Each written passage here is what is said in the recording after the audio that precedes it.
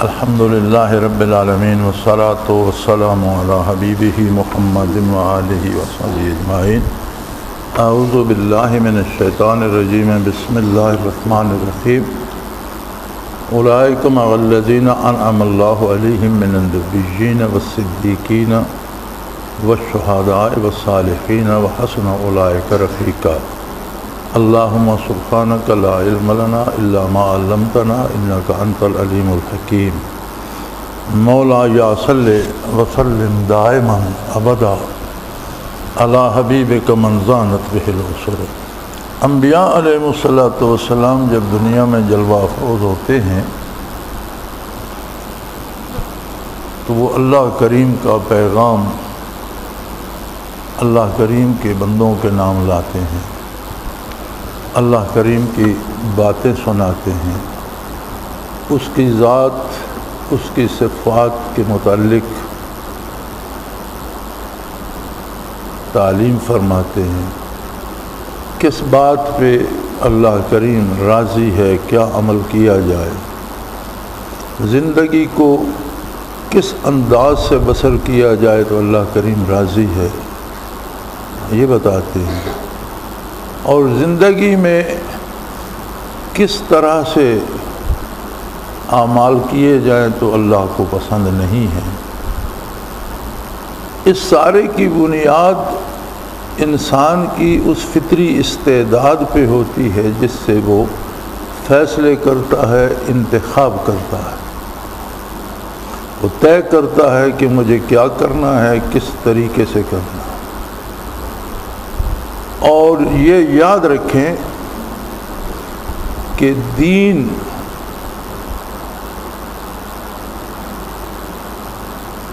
جسے کہا جاتا ہے وہ محیط ہوتا ہے زندگی کے سارے امور اور سارے پہلوؤں، اور جب وہ سارے پہلو اللہ کی رضا کے تابع آ جائیں تو ایسے شخص کو دیندار اور متقی کہا جاتا ہے۔ دین یہ نہیں ہے کہ عبادت کے وقت آپ عبادت کر لیں اور جب معبد سے نکلیں، مسجد سے نکلیں تو باقی زندگی میں جو جی چاہے کریں، اس لیے نہیں ہے۔ عبادات دین کا بہت اہم حصہ ہیں،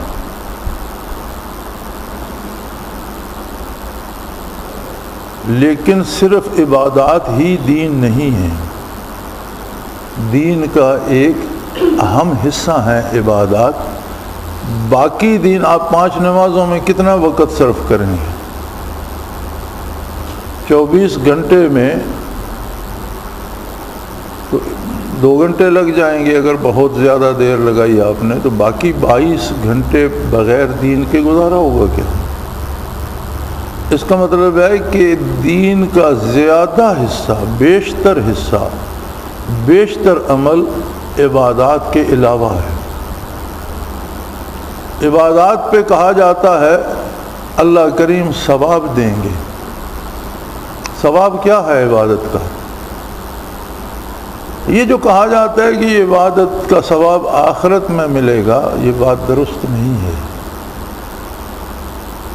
رسول اللہ صلی اللہ علیہ وآلہ وسلم کا ارشاد عالی ہے کہ مزدور کو اس کی مزدوری اس کا پسینہ خشک ہونے سے پہلے دو۔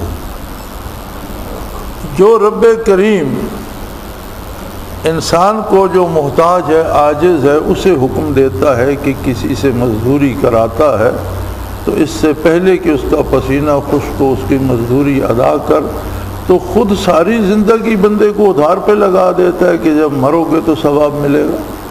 نہیں، یہ بات میل نہیں کھاتی۔ ثواب نقد ملتا ہے، اور ثواب کیا ملتا ہے؟ کوئی جنس ہے، کوئی مایہ ہے، کوئی گیس ہے، روپے ملتے ہیں، زر نقد ملتا ہے، غلہ ملتا ہے، کپڑا میں کیا ملتا ہے؟ فرمایا ان الصلاۃ تنہا عن الفحشاء والمنکر، اللہ کی عبادت کا ثواب یہ ہے کہ عبادت کے علاوہ جو اوقات ہیں ان میں سے بھی بے حیائی اور برائی کا خاتمہ ہو جاتا ہے، یہ ثواب ہے عبادت کا۔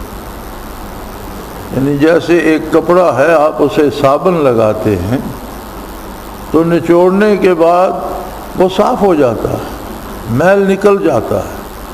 آدمی جب اللہ کی عبادت کرتا ہے تو گویا وہ اپنے مزاج، اپنے کردار اور اپنے اعمال کو صاف کر رہا ہے۔ تو فرمایا یقیناً عبادت کا اجر یہ ہے، ثواب یہ ہے، بدلہ یہ ہے کہ وہ انسانی زندگی سے برائی اور بے حیائی دونوں کو خارج کر دے۔ بے حیائی جسے آج کے مروجہ دور میں روشن خیالی کا نام دے دیا گیا ہے، چیزوں کے نام بدل دیے گئے ہیں، اب بے حیائی کو روشن خیالی کہا جاتا ہے۔ یہ بے حیائی بنیاد ہے سارے جرائم کی، بے حیائی بنیاد ہے جنسی بے راہ روی کی۔ جنسی بے راہ روی کثرت مال کو چاہتی ہے، مفلوق الحال بندہ جنسی بے راہ روی نہیں کر سکتا، کوئی اسے اجازت نہیں دیتا، اسے جسم خریدنے پڑتے ہیں، اس کے لیے دولت چاہیے ہوتی ہے۔ پھر دولت جمع کرنے کے لیے وہ حلال حرام کی حدود توڑ کر ہر طرح سے کوشش کرتا ہے دولت جمع کرے اور مزید برائی کرے۔ تو گویا بنیاد بے حیائی ہے جسے مقدم رکھا گیا۔ ان الصلاۃ تنہا عن الفحشاء، بے حیائی سے روکتی ہے، یہ بنیاد ہے برائی کی، اور پھر برائی سے روکتی ہے۔ تو گویا عبادت کی نقد مزدوری مل جاتی ہے، اور اگر نہیں ملتی تو اس کا مطلب یہ ہے کہ ہم نے عبادت کی نہیں، کہیں کوئی کمی ہے، عبادت کا حق ادا نہیں ہوا۔ اگر عبادت منظور ہوتی، اس کا حق ادا ہوتا، طریقے اور سلیقے کے مطابق ہوتی، حضور کے طریقے کے مطابق، اللہ کے حکم کے مطابق ہو، نبی صلی اللہ علیہ وسلم کے طریقے کے مطابق ہو تو عبادت ہوگی۔ یہ دو شرطیں ہیں۔ عبادت کیا ہے یہ مقرر کرنا اللہ کا حق ہے، عبادت کس طرح کرنی ہے یہ بتانا نبی کریم صلی اللہ علیہ وسلم کا منصب عالی ہے۔ اللہ کے حکم کے مطابق ہو، نبی کریم صلی اللہ علیہ وسلم کے طریقے کے مطابق ہو، وہ عبادت ہوگی۔ عبادت میں تو تھوڑا وقت لگے گا، اور جب آپ عبادت کر کے میدان عمل میں جائیں گے تو اللہ آپ کو بے حیائی سے بچائے گا، اور بے حیائی سے بچنا آپ کو برائی سے بچائے گا۔ تو گویا پوری عملی زندگی اس سے متاثر ہوتی ہے۔ یہ تو ہیں تعلیمات نبوت۔ ایک اس کے ساتھ کوئی بڑے سے بڑا فلسفی ہو، بڑے سے بڑا عالم ہو، بڑے سے بڑا مورخ ہو، بڑے سے بڑا مدبر ہو، وہ جتنی تعلیم دیتا ہے وہ علم نہیں ہوتی، وہ خبر ہوتی ہے۔ میں اسے علم نہیں مانا کرتا، یہ میری رائے ہے۔ میں کہتا ہوں کہ جو دانا بھی جتنی تعلیم آپ کو دیتا ہے وہ خبر کے درجے میں ہے۔ آپ کے پاس معلومات کا ذخیرہ آ جاتا ہے، لیکن خبر وہ ہوتی ہے جو آپ کی عملی زندگی کو متاثر نہیں کرتی۔ ایک آدمی کو آپ نے تاریخ پڑھائی، اس نے بے شمار حکمرانوں کی تاریخ، اقوام عالم کی تاریخ پڑھ لی، لیکن یہ ضروری نہیں ہے کہ اس کا عمل ان کے مطابق ہو جائے، اس کے عمل کو متاثر، تو اس کے پاس خبر ہے اقوام عالم کی۔ نبی جو دیتا ہے صلی اللہ علیہ وآلہ وسلم وہ علم ہوتا ہے۔ علم سے مراد یہ ہے کہ نبی صرف الفاظ نہیں بتاتا، ان کے ساتھ کیفیات ہوتی ہے۔ اور نبی جب بتاتا ہے کہ اللہ واحد و لا شریک ہے تو ایسی کیفیت منعکس ہوتی ہے دل میں کہ انسان کے دل سے آواز آتی ہے اللہ واحد و لا شریک ہے۔ نبی جب فرماتا ہے کہ اللہ کو سجدہ کرو تو دل چاہتا ہے کہ پیشانی رکھ دو زمین پر، ایک کیفیت پیدا ہو جاتی ہے اندر۔ حتیٰ کہ اس کیفیت کا اتنا اثر ہوتا ہے کہ جو لوگ انبیاء علیہ السلام کی دنیا سے پردہ فرما جانے کے بعد علماء سے انبیاء کی تعلیمات حاصل کرتے ہیں، ان میں بھی دو طرح کے لوگ ہیں۔ ایک علماء وہ ہیں جو عالم تو ہیں مگر صاحب حال نہیں، ان کے پاس کیفیات نہیں، وہ نیک بھی ہوں گے، پارسا بھی ہوں گے، لیکن وہ آپ کو خبر دیں گے، علم نہیں۔ لہذا لوگ ان سے تعلیم بھی حاصل کرتے ہیں اور مدرسے سے نکل کر چوری بھی کر لیتے ہیں، مدرسے میں بھی چوری کر لیتے ہیں۔ لوگ دینی مدارس کے طلباء آج آپ کو سینما گھروں میں رات کو ملیں گے جو اساتذہ سے چھپ کر فلمیں دیکھنے چلے جائیں۔ کیوں؟ اس لیے کہ ایسے علماء ان تک خبر پہنچا رہے ہیں، علم منتقل نہیں کر۔ جہاں کوئی عالم ربانی ہوگا، ربانی جین قرآن کی اصطلاح ہے،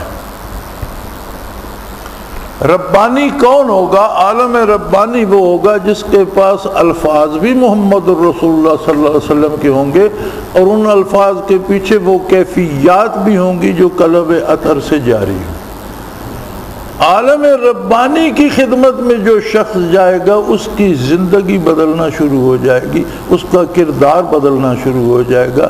یہ وہ اثر ہے جو فیضات نبوت، برکات نبوت سے بندے میں منتقل ہوتا ہے۔ اور روبرو نبی کو پانا اس صحبت سے کیا ملتا ہے؟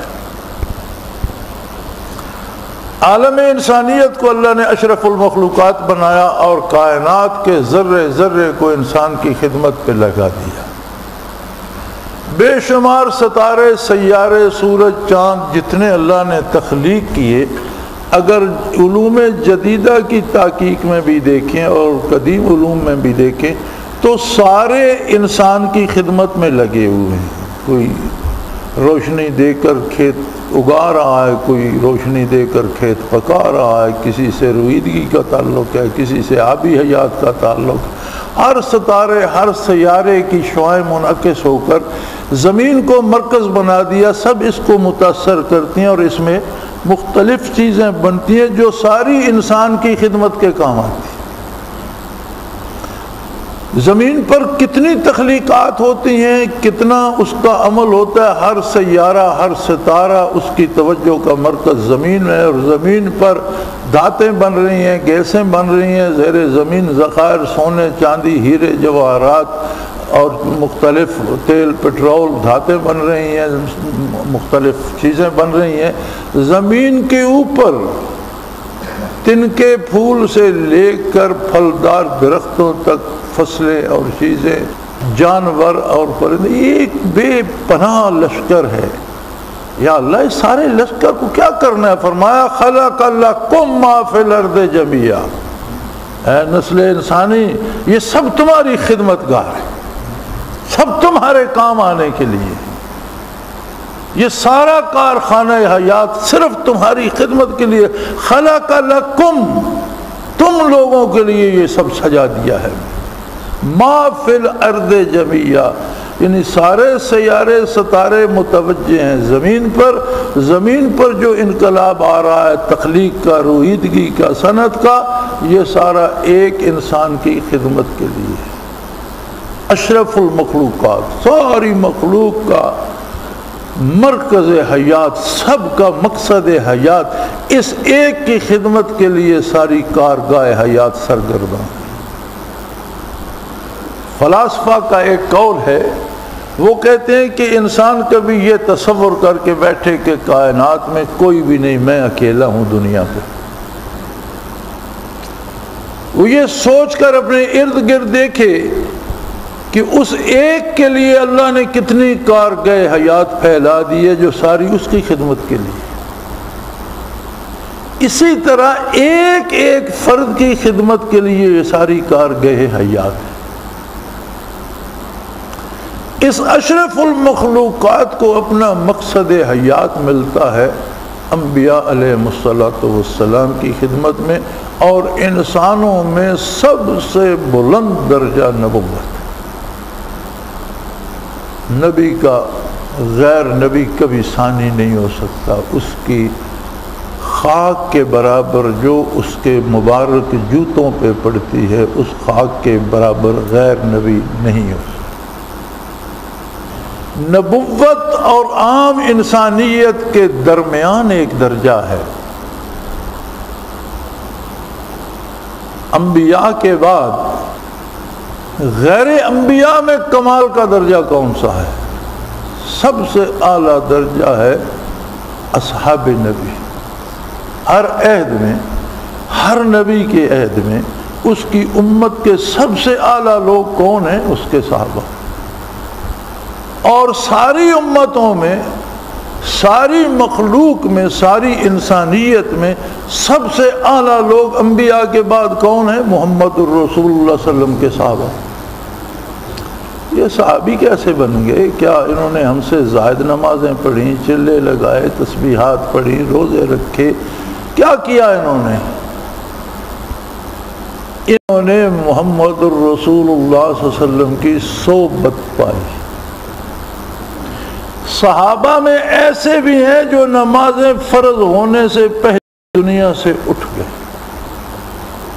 صحابہ میں ایسے بھی ہیں جو روزے فرض ہونے سے پہلے اپنا سفر حیات پورا کر گئے، صحابہ میں ایسے بھی ہیں جو جہاد کی اجازت ملنے سے پہلے سفر حیات پورا کر گئے۔ نہ انہوں نے نماز پڑھی، فرض ہی نہیں تھی، نہ انہوں نے روزہ رکھا، فرض ہی نہیں تھا، نہ انہوں نے جہاد کیا، فرض ہی نہیں تھا۔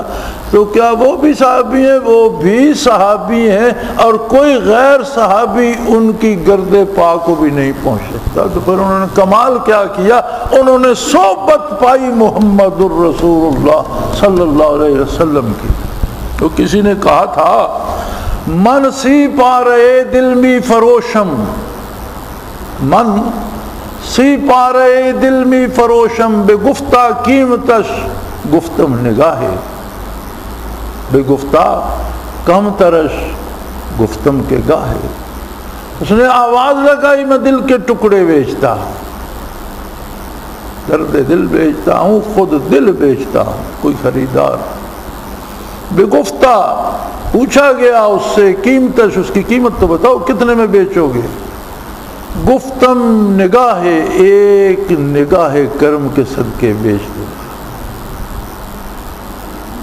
خریدار نے کہا کم ترش، کوئی مول تول کرو، منہ مانگے دام تو نہیں ملتے، تم نے کہہ تو دیا لیکن یہ قیمت تو تم مانگ رہے ہو، رعایت کیا کرو گے؟ کتنی کمی؟ گفتم کے گاہ۔ اس نے کہا یار زندگی میں کبھی ایک نگاہ صحیح ہے۔ تو یہ صحابی کس سے بن گئے؟ نگاہ، ایک نگاہ مصطفی سے، جسے زندگی میں ایک نگاہ نصیب ہو گئی وہ صحابی بن گئے۔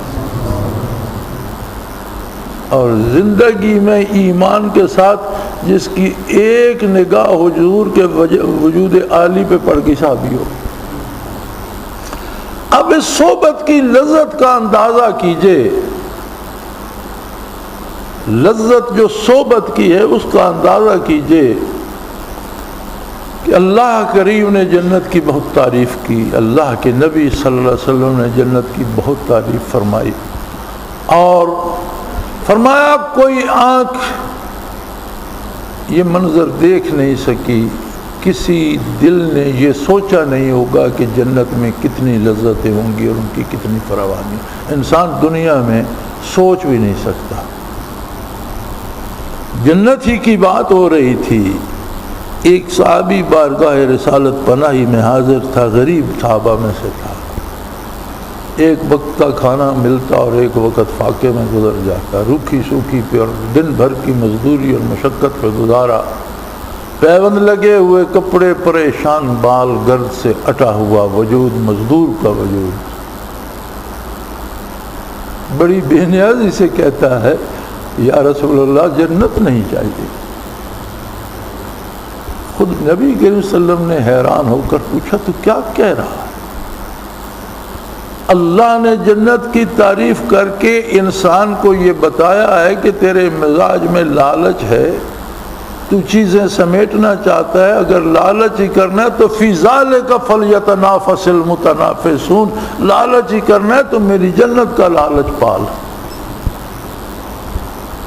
میں جنت کی تعریف کرتا ہوں، اس کے لیے دعا کرتا ہوں، دعا کرنے کا حکم دیتا ہوں، تو کہتے جنت نہیں چاہیے، تو وجہ کہنے لگا حضور ہم غریب ہوں، میں فقیر ہوں، مشقت کرتا ہوں، بدن چور چور ہو جاتا ہے، پیٹ بچوں کا بھی بھرا نہیں جا سکتا، اپنا نہیں، رات گئے چارپائی پر لیٹیں تو ایک ایک پٹھا دکھتا ہے، لیکن سیری اٹھ کر مزدوری پر جانا پڑتا ہے، بہت مشکل زندگی ہے۔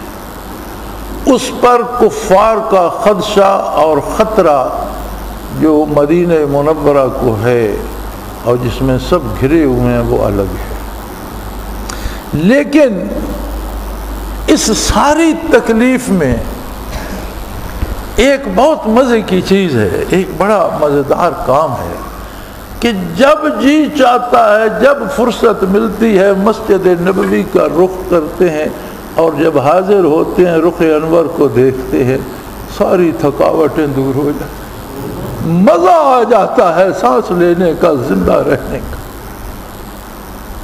حضور جنت بہت اچھی، آپ مقام محمود پہ جلوہ افروز ہوں گے، ہم فقیر غریب وہاں بھی کہیں جنت کے کسی آخری کونے میں پڑے ہوں گے۔ جنت ہوگی، حوریں ہوں گی، قصور ہوں گے، محل ہوں گے، غلام ہوں گے، کھانے ہوں گے، پھل ہوں گے، دودھ اور شہد کی نہریں ہوں گی، لیکن وہ جمال مصطفی اور وہ لذت صحبت کہاں ہوگی جو یہاں میسر ہے؟ جو مزہ روبرو آ کر بیٹھنے میں اور ارشاد عالی سننے میں ہے وہ کہاں ہوگا؟ اور اگر یہ مزہ نہیں ہوگا تو جنت میں بچے گا کیا؟ پھر کیا فائدہ؟ اس درد سے، اس سچائی سے یہ حقیقت اور اپنے دل کا حال اس نے بیان کیا کہ حضور خاموش ہو گئے اور جواب اللہ کریم۔ کس گہرائی سے یہ جملہ اس نے کہا کہ بارگاہ الوہیت سے جواب آیا کہ نہیں بھائی، ایسے لوگ جو اس معیار کے ہیں جنت میں بھی مع الذین انعم اللہ علیہم، یہ جنت میں بھی ان کو اللہ کے انعام یافتہ لوگوں سے محفلیں سجانے کی اجازت ہوگی۔ یہاں بھی گھر سے بارگاہ رسالت پناہی میں آتے ہو، جنت کے جس جگہ بھی ہوگے وہاں سے بھی حضور کے دولت قدے پہ حاضری کی اجازت ہوگی۔ من النبیین والصدیقین والشہداء والصالحین، اللہ کے انبیاء، اللہ کے وہ بندے جو صدیق تھے، وہ بندے جو راہ حق میں شہید ہوئے، وہ بندے جن کی جوانیاں عبادت الہی میں عمریں بسر ہو گئیں، ان سب کے پاس حاضری سے تمہیں کوئی نہیں روکے۔ گھر اپنے اپنے ہوں گے، یہاں بھی اپنے اپنے ہیں، لیکن صحبت سے کوئی نہیں روکے گا، لطف مجلس سے کوئی منع نہیں کرے گا، حاضری۔ کیسے عجیب لوگ تھے کہ جنت پہ بھی تب راضی ہوئے جب صحبت محبوب کی اجازت دی گئی۔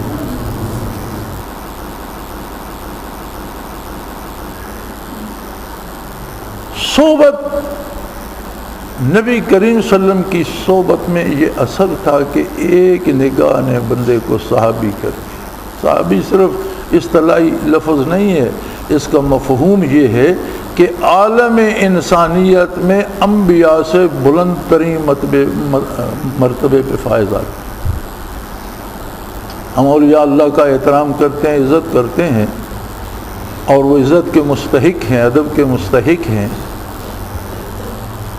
اگر دنیا کے سارے اول و آخر اولیاء کی ولایت جمع کی جائے تو صحابی کی گرد پاک کو نہیں پہنچتی، کہ جہاں ساری ولایتیں ختم ہو جائیں گی وہاں سے آگے تبع تابعین کا مقام آئے گا، پھر تابعین کا مقام آئے گا، پھر اس سے اوپر صحابی ہونے کا مقام صحابہ کا۔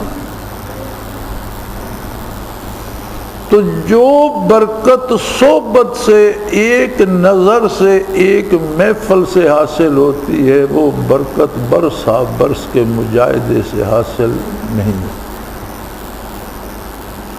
ساری زندگی کوئی صرف اللہ کا ذکر کرتا رہے، عبادت کرتا رہے، صحابی نہیں بن سکتا۔ کمی کیا ہے؟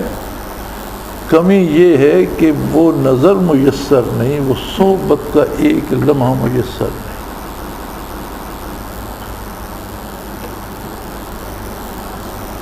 اور جن لوگوں نے اس میدان میں قدم رکھا، انہوں نے کس طرح سے صحبت کے فیوزات و برکات سمیٹے۔ میں کئی بار کہتا ہوں، اور اس پہ لوگوں نے تنقید بھی کی، میں نے جواب بھی دیا، اور اب تنقید نہیں کرتے۔ میں ایک تاریخی حقیقت عرض کیا کرتا ہوں کہ طریق نبوت یہ تھا کہ جو بھی بارگاہ رسالت پناہی میں آیا وہ صحابی ہو گیا۔ اب صحابہ کے اندر مدارج ہیں، سب اچھے ہیں، اچھوں میں کئی بہت اچھے ہیں، لیکن بنیادی طور پر شرف صحابیت سے سب نوازے گئے۔ امیر آیا، فقیر آیا، مرد آیا، خاتون آئی، بچہ آیا، بوڑھا آیا، ایک مضبوط کرانڈیل جوان آیا یا ایک بیمار اور کمزور شخص آیا، شرف صحابیت سے سب نوازے گئے، کوئی خالی نہیں رہا۔ جو بھی بارگاہ عالی میں ایمان لا کے پہنچا صحابی ہو۔ یہ سنت صحابہ کرام کے عہد میں زندہ رہی۔ جو بھی کسی صحابی کی صحبت میں پہنچا تابعی ہو گیا، وہ خاتون تھی یا مرد تھا، امیر تھا یا غریب تھا، عالم تھا یا پڑھا لکھا نہیں۔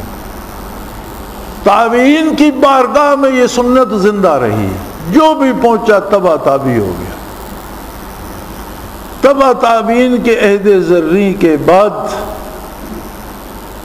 ہمیں تاریخ میں یہ سنت نہیں ملتی۔ بڑے بڑے اہل اللہ کے عظیم نام آتے ہیں جن کا نام سن کر بھی بندہ ادب سے لرز اٹھتا ہے۔ ان کے علمی مقام، ان کے اجتہادی مقامات، اور ان کا ورع تقوی، اور ان کی ولایت، اور ان کے مناصب جلیلہ، ہم تو ان کی جوتیوں کی خاک کے برابر بھی نہیں۔ بڑے بڑے جابر اور سلاطین کا مقابلہ کر کے بڑی بڑی تکالیف اٹھا گئے اور حق پر قائم رہے، اور حق پر قائم رہنے کا رستہ بتا گئے۔ لیکن یہ سنت پھر کسی کے ہاں ملتی نہیں ہے کہ جو بھی ان کے پاس جائے اس کا دل ذاکر ہو جائے، نہیں ملتا۔ بڑے بڑے اکابرین کے نام ہائے نامی پڑھیں تو 2 4 10 15 20 50 بندوں کو انہوں نے اللہ اللہ سکھائی، باقی کو ظاہری شریعت ہی کی تعلیم دی، ورع تقوی کی تعلیم دی، اوراد و وظائف بتائے، لیکن کیفیات قلبی پانے والے شاید انگلیوں پہ گنے جا سکتے۔ وہ سنت کہ ہر آنے والا کیفیات قلبی پائے، پوری تاریخ 14 صدیوں میں تبع تابعین کے بعد نظر نہیں آتی۔ اور پھر یہ ایک بندہ، ایک دیہاتی کاشتکار، ایک دہقان، کھدر پوش دہقان، دور دراز ویران علاقے کے رہنے والا، غیر معروف علاقے کا ایک عام کاشتکار، اس نے کیا کیا کہ پھر یہ سنت 14 صدیوں تبع تابعین کے بعد کے زمانے سے لے کر حضرت رحمت اللہ علیہ کے زمانے میں عقل ملتی ہے کہ جو آپ کے پاس بیٹھا وہ ذاکر ہو گیا کیفیت قلبی لے کر۔ اور اس پر بعض لوگوں نے اعتراض کیا، مجھے لکھا کہ تم شیخ کی عقیدت میں کہتے ہو، غلط کہتے ہو۔ میں نے کہا جی نہیں، یہ بات عقیدت کی نہیں، یہ تاریخ کی بات ہے۔ آپ تاریخ میں کسی صوفی کا، کسی حضرت کا اس میں گرامی مجھے نشاندہی کر دیں کہ ان کے پاس جانے والا ہر آدمی صاحب حال ہو گیا۔ مجھے کہیں نظر نہیں ہے، میں نے اس شخص کی خدمت میں دیکھا ہے۔ عموماً دیہاتی حضرات تشریف فرمائیں، ہمارے دیہات میں مساجد میں پانی بھرنے کے لیے غریب غرباء کو رکھا جاتا ہے اور انہیں آٹا دانے وغیرہ ہم دیتے ہیں کہ مسجد میں پانی بھر دیا کرو۔ عموماً ہوتا یہ ہے کہ وہ لوگ کئی نسلوں سے مسجد کا پانی بھرتے رہتے ہیں، نمازیں نہیں پڑھتے۔ یعنی دیکھا یہ جاتا ہے کہ نمازیوں کے لیے پانی بھرتے ہیں، سردیوں میں اسے گرم بھی کرتے ہیں، خود نماز سے بہرہ بہت کم ہوتے ہیں۔ میں نے بہت کم لوگوں کو دیکھا ہے۔ میں نے اس ذمہ دار کی مسجد کے پانی بھرنے والے کو دیکھا، وہ خناف رسول تھا۔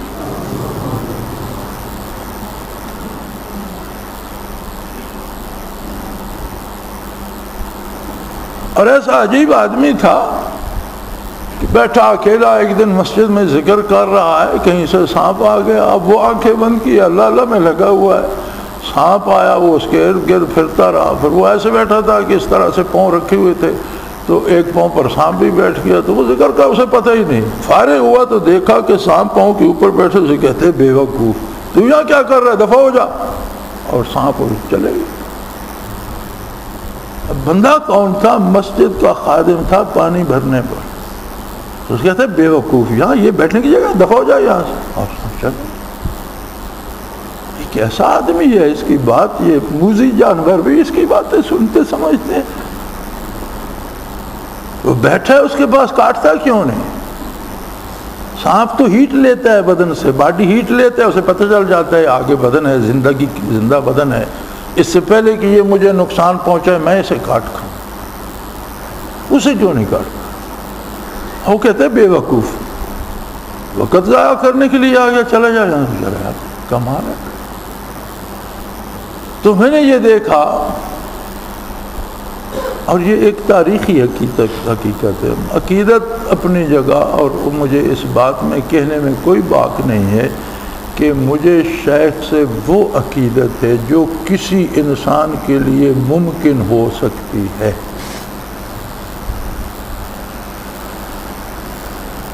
مجھے حضرت رحمۃ اللہ تعالی علیہ سے ملے نصف صدی بیت گئی، میں ربع صدی آپ کے ساتھ رہا۔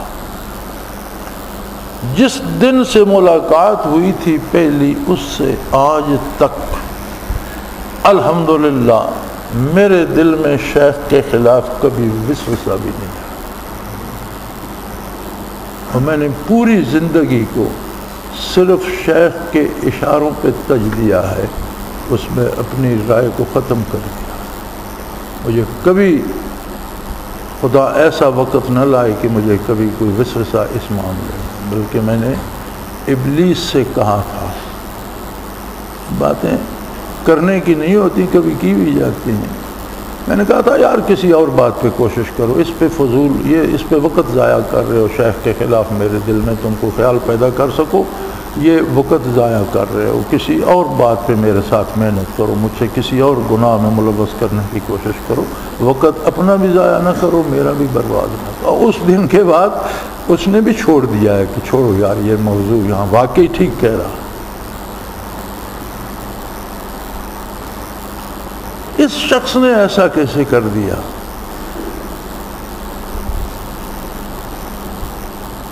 تعلیم سے جب آپ فارغ ہوئے تو آپ تصوف کے قائلین میں سے نہیں تھے، اور اس کی تردید فرمایا کرتے تھے کہ یہ لوگوں کو بیکار بنا رہے ہیں۔ پھر جب اپنے شیخ سے ملاقات ہوئی اور اس طرف آئے، سمجھ آئی، اقرار کیا، تو 16 برس وہاں سے نہیں اٹھے۔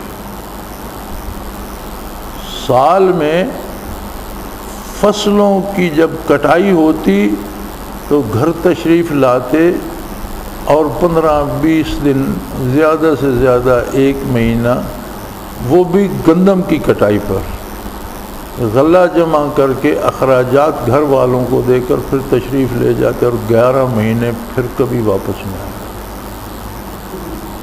16 برس۔ میں نے پوچھا حضرت 16 برس میں آپ کے معمولات کیا تھے؟ فرمایا بھائی تہجد کو اٹھتے، فجر تک لطائف کرتے، فجر پڑھ کے اشراق تک لطائف کرتے، اشراق پڑھ کے چاش تک لطائف کرتے، چاش کے بعد کھانا کھا کر تھوڑی دیر آرام کرتے، پھر اٹھتے زور تک لطائف کرتے، زور سے عصر تک کرتے، عصر سے مغرب تک کرتے، مغرب سے عشاء تک کرتے، اور پھر کھانا کھا کے سو جاتے، عام سا معمول 16 برس۔ اور تب وہاں سے اٹھے جب شیخ نے فرمایا کہ بہت ہو گئی، اب لوگوں کو دینے کے لیے جاؤ،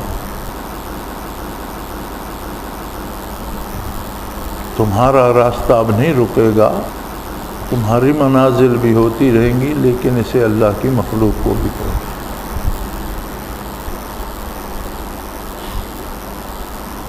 تو عرض کرنے کا مقصد یہ تھا کہ یہ وہ لوگ تھے جن کے نزدیک صحبت شیخ کی قیمت تھی۔ 16 برس زندگی کا بہترین حصہ ہو۔ کسی کی تحصیل علم کے بعد کی 16 سالہ زندگی دیکھیں تو اس کے پاس زندگی ہی وہ 16 سال بچتے ہیں، اس کے بعد تو بڑھاپا آ جاتا ہے۔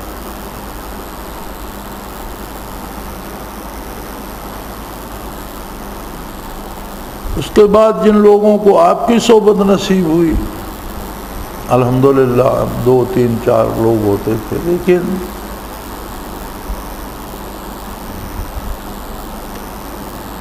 ہفتے سے زیادہ جدائی برداشت نہیں ہوتی تھی، اور ہم سوچنے لگ جاتے تھے کہ کہیں سے اہتمام کریں اور حضرت کے پاس ہو۔ مصروفیت کسے روکتی کہ جب کام ہو ہی نہیں سکتا تھا اور کسی کام کو دل ہی نہیں چاہتا تھا، ہاتھ پاؤں رک جاتے تھے تو پھر چلے جاتے۔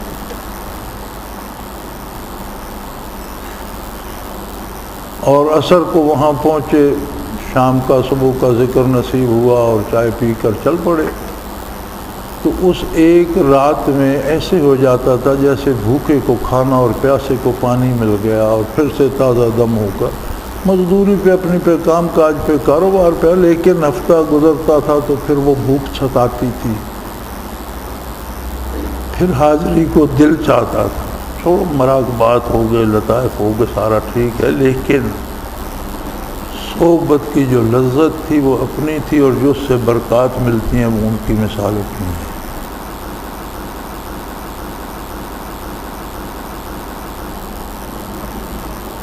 میں نے بھی لطائف کیے ہیں، میرے معمولات میں کم از کم 6 گھنٹے، 2 گھنٹے شام کو اور 4 گھنٹے سحری کے لطائف یہ باقاعدہ ہوا کرتے تھے، 2 گھنٹے ہم لطائف کرتے تھے۔ لطائف کے مقامات پر ایسے پتہ چلتا تھا جیسے سینے میں کسی نے سلاخیں گاڑ دی ہیں، اور بالکل ایسا بھی ہوتا تھا کہ جھک کر زمین سے چیز اٹھانے لگو تو درد ہوتا تھا، جیسے آگے پیچھے سلاخیں گھسی ہوئی ہیں، جھکا نہیں جاتا۔ سردیوں کی راتوں میں ہم سونے سے پہلے گڑ کا شربت پیا کرتے تھے، اور پیٹ سے خون آنے لگ جاتا تھا، اور ہمارے پاس سامان میں کچھ ہو نہ ہو، گڑ اور اسبگول کا چھلکا اور پھٹکڑی کا ایک ٹکڑا ہوتا تھا۔ اندر سے منہ ابل جاتا تھا لطائف کی حدت سے، تو پھٹکڑی گھول کر پانی میں غرارے کرتے تھے، اور گڑ گھول کر رات کو پی کر سوتے تھے، اور اسبگول پھانک کر گڑ کا شربت پیا کرتے تھے کہ معدے سے جو خون آ رہا ہے وہ رک جائے، اتنی حدت ہو جائے۔ اور یہ ساری لطائف کی مشقت سے ہوتی تھی۔ اس ساری کی قیمت رائی برابر نہیں تھی، اور ایک نگاہ شیخ کے ساتھ مل جاتی تھی تو وہ ہمارے لیے قیمتی ہوا کرتی۔ یہ کوئی رسم نہیں ہے، یہ تماشا نہیں ہے کہ یہاں مداری بیٹھے اور آپ آئے اور چند لمحے گپ شپ ہو گئی اور پھرے ٹرے کچھ دوستوں سے مل لیا، کچھ تعلقات بن گئے اور پھر وہ چلے گئے۔ یہ بات نہیں ہے، بات اصل جو ہے وہ اخذ برکات کی ہے۔ محنت کتنی کرتا ہے، مجاہدہ کتنا کرتا ہے، زندگی میں اطاعت کتنی کرتا ہے، اور اس کے ساتھ کتنے لمحے اسے صحبت شیخ نصیب ہوئی۔ سب سے مقدم صحبت شیخ ہے، اس کے ساتھ اطاعت شیخ ہے، اور تیسرے نمبر پر وہ مجاہدہ ہے جو ہم ذاتی طور پر کرتے ہیں۔ یہ سب کچھ آپ کو بتانے سے مقصد یہ نہیں ہے کہ میں بہت عام انسان ہوں، مقصد یہ ہے کہ یہ کام بہت اہم ہے، اس کی ضرورتیں کیا ہیں، اور اگر اللہ نے آپ کو اس طرف توفیق دی ہے اور آپ اس طرف اپنا وقت لگانا چاہ رہے ہیں تو اس کا تقاضا کیا ہے۔ مقصد یہ عرض کرنا ہے کہ یہ اجتماعات رسم نہیں ہے، تو چلو یہ اجتماع ہو رہا ہے، حضرت بھی وہاں ہیں، کوئی ساتھی بھی کہ فرصت ملے گی ہم بھی وہاں، فرصت تو زندگی بھر نہیں ملے گی۔ معمولات فطرت ہیں، قوانین فطرت ہیں کہ کبھی کوئی شخص فارغ نہیں رہتا، اور جو کچھ نہیں کرتے وہ بھی کچھ کرتے ہیں، اور کچھ نہ کریں تو آرام کر لیتے ہیں، سوئے پڑے رہتے ہیں، فارغ نہیں ہوتے۔ مظفر اقبال نے کہا تھا کہ وہ دن بھر کچھ نہیں کرتا، وہ دن بھر کچھ نہیں کرتا اور میں آرام کرتا ہوں، وہ اپنا کام کرتا ہے، میں اپنا کام کرتا ہوں۔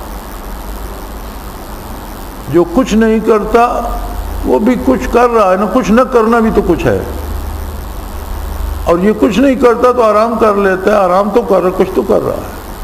اس نے کہا تھا وہ دن بھر کچھ نہیں کرتا اور میں آرام کرتا ہوں، وہ اپنا کام کرتا ہے، میں اپنا کام کرتا ہوں۔ زندگی کی مصروفیتوں میں چھٹی یا فراغت نام کا لفظ نہیں ہے۔ زندگی کی مصروفیات میں ایک فہرست بنانا پڑتی ہے اہمیت کے اعتبار سے، جسے انگریزی میں پرائرٹی کہتے ہیں، کہ آپ کے جملہ امور میں سب سے مقدم کون سا کام اور ضروری ہے، پھر اس کے بعد کون سا ضروری ہے، اس کے بعد کون سا ضروری ہے، تو تب جا کر زندگی کی ایک ترتیب بنتی ہے۔ اور بے وقوفوں جاہلوں کی طرح صبح اٹھ کر آنکھیں ملتے ہوئے نکل پڑے، جو مل گیا اس کے گلے پڑ گئے، یہ زندگی انسانی نہیں ہے۔ اور مجھے اس کا تجربہ ہے، یہاں سے نکلو تو راستے میں کئی ایسے لوگ مجھے آپ سے بہت ضروری کام تھا، بھئی کمال ہے، میں سارا دن بیٹھا ہوں، تم آپ کو کام تھا آپ پہنچ جاتے، اب تو میں اپنے کام سے جا رہا ہوں، آپ اپنی ضرورت یہاں کیوں لے بیٹھے۔ یہ وہ لوگ ہیں جن کی زندگی میں پرائرٹی نہیں ہوتی، کوئی اہمیت کاموں کی، جو سامنے آ گیا۔ یہ ایسے لوگ بھی ہیں جو گھر سے جاگ کر سڑک پر آتے ہیں، جدھر سے پہلے بس آ گئی اس میں سوار ہو گئے، پتہ نہیں ہے جانا کدھر ہے، مقصد کیا ہے، چلو پھر چل آئیں گے جی، ادھر سے آئی ادھر چلے گئے، ادھر سے آ گئی تو ادھر چلے گئے۔ یہ وہ لوگ ہیں جو اللہ کی دی ہوئی اس مہلت کو ضائع کر رہے ہیں۔ ہر انسان کو سونے سے پہلے اپنے کل کے بارے سوچنا چاہیے کہ کل اگر اللہ نے مجھے زندگی دی تو کون سا کام اہم ہے، کون سا اس سے کم اہم ہے، اس سے کم میں مجھے کیا کیا کرنا ہے، ملازمت پہ جانا ہے، مزدوری پہ جانا ہے، کوئی چیز خریدنا ہے، کچھ بیچنا ہے، کسی سے ملنا ہے، کسی سے نہیں، کیا کیا کرنا ہے۔ جب یہ فہرست ہم بناتے ہیں تو اس میں پھر آتا ہے کہ میرے ساری ضرورتوں میں ایک ضرورت اتباع شریعت مقدم ہے، اتباع میں مجاہدہ ضروری ہے، اور ان سب پر ایک ضرورت اور مقدم ہے جو اس کی توفیق ارزاں کرتی ہے، وہ شیخ کی صحبت ہے۔ وہ ایک لمحہ دل میں وہ کیفیت پیدا کر دیتا ہے جو دور رہ کر ایک سال میں نہیں ہو سکتی۔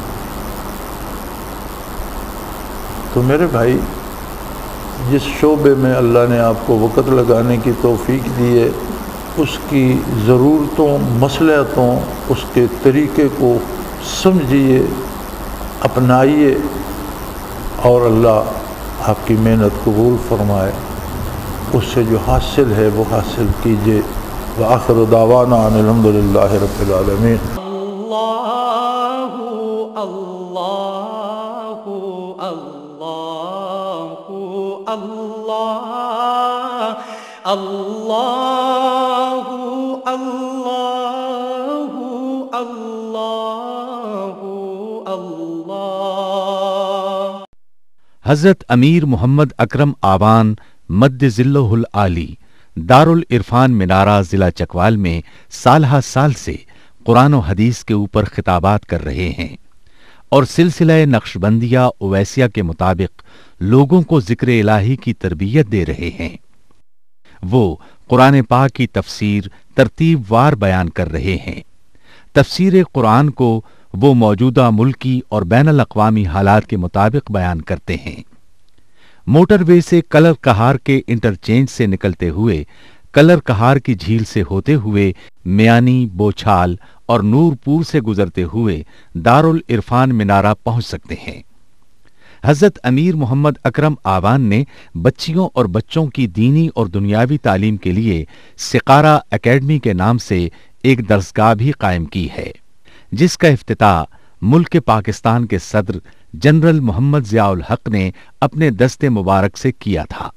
وہ تمام احباب جو اسلام کی طلب رکھتے ہیں ان سے گزارش ہے کہ دارالعرفان منارہ ضلع چکوال میں امیر محمد اکرم آوان صاحب کے خطابات سے مستفید ہوں۔ وہ ہر جمعے کو نماز سے پہلے بیان فرماتے ہیں۔ ہر ماہ کی پہلی اتوار کو ماہانہ اجتماع ہوتا ہے جس میں آپ خصوصی خطاب فرماتے ہیں اور پاکستان کے چاروں صوبوں سے احباب اس اجتماع میں شرکت کرتے ہیں۔ اس کے علاوہ یہاں سال میں 2 مرکزی اجتماعات بھی ہوتے ہیں، ایک رمضان المبارک میں اعتکاف کا اجتماع اور دوسرا جولائی اور اگست میں 40 دن کا اجتماع ہوتا ہے جس میں روحانی تربیت کی جاتی ہے۔ اپنا خون سیماب دے کر اتنا ہم کر جائیں گے، نام آقا کا چمن میں پھر رقم کر جائیں گے۔